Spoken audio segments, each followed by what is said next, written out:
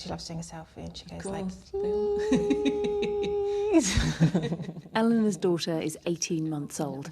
This is actually at her nursery when we're putting. Aww. Today, Eleanor says they've got a brilliant relationship, but a fortnight after the birth, things were difficult. Looking back, I can see signs. So one of the biggest ones now is that I just stopped taking any photos or videos, so I have a bit of a gap there. And then my mood started to change. I started to feel quite low. I was sleeping a lot, and in hindsight, it wasn't just to catch up on sleep, it was to avoid the feelings I was feeling. I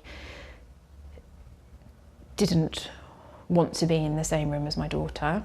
Up to 1 in 5 women experience a mental health condition during pregnancy or the following year, but that can take many forms. The biggest and most distressing symptom for me was intrusive thoughts. What were those intrusive thoughts saying? What was that experience like? They were quite violent thoughts of purposefully harming my baby. And I was like imagining myself doing those things, which was beyond scary. I would say maybe a less scary one that I would share would be around pushing my pushchair and walking down a hill and having a thought about letting go of the pushchair. And I wasn't convinced that I wasn't going to do it. Eleanor had suffered from depression before becoming pregnant. She'd been proactive about seeking support during pregnancy and asked for help from her mental health midwife as soon as the intrusive thoughts started. She asked me about what I was experiencing and she listened, and she didn't judge, she wasn't shocked. There was no discomfort from her part, so I felt it was a safe place and a safe person to speak to, and that changed everything. The consequences of not getting support can be serious, and the risk of the worst outcome is rising. In 2020, women were 3 times more likely to die by suicide during pregnancy or the 6 weeks afterwards compared to the 3 years previously. While the absolute numbers remain small, the trend is significant.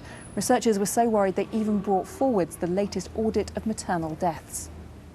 In 2016, the UK government pledged a revolution in mental health services, and there has been significant improvement since then. This map from 2015 ranked services according to a kind of traffic light system. All the areas in red had no specialist maternal mental health services at all. Those in pink had just 1 member of staff. Compare that to new data from the Maternal Mental Health Alliance, seen here for the first time. Now, almost the entire UK is at least yellow, having some form of specialist multidisciplinary provision.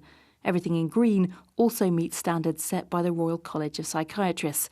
You can see there is still a significant disparity between nations. In Northern Ireland, for instance, 2 out of 5 areas have no specialist multidisciplinary team, and there's still no mother and baby unit for mums who need inpatient mental health care.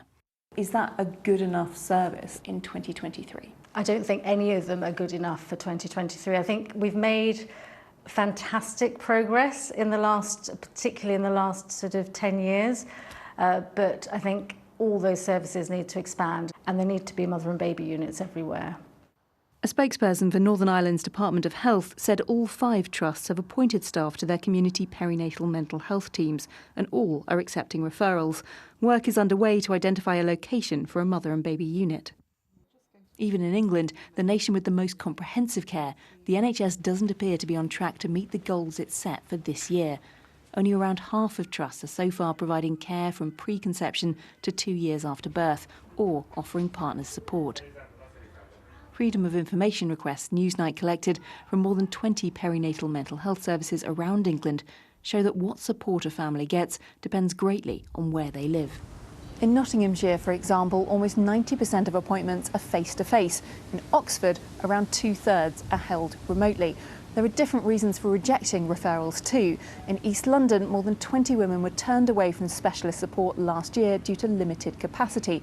And while in some places the average waiting time between referral and appointment is 11 days, in Kettering, more than 1 in 5 women has to wait more than 3 months.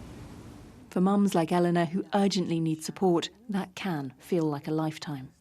It needs to be as quick as possible, because it's not just about the patient who is struggling, it's about the vulnerable human being that they've just brought into the world.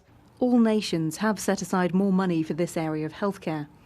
The problem is that funding isn't always spent.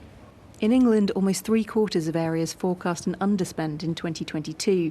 UK-wide, over £15 million allocated wasn't spent. Recruitment was the biggest problem. Either teams didn't have enough confidence in the funding to hire, or staff just weren't available. I know that we've seen some progress, but we are at risk of stalling, if not going backwards, because the money isn't actually reaching where it is intended.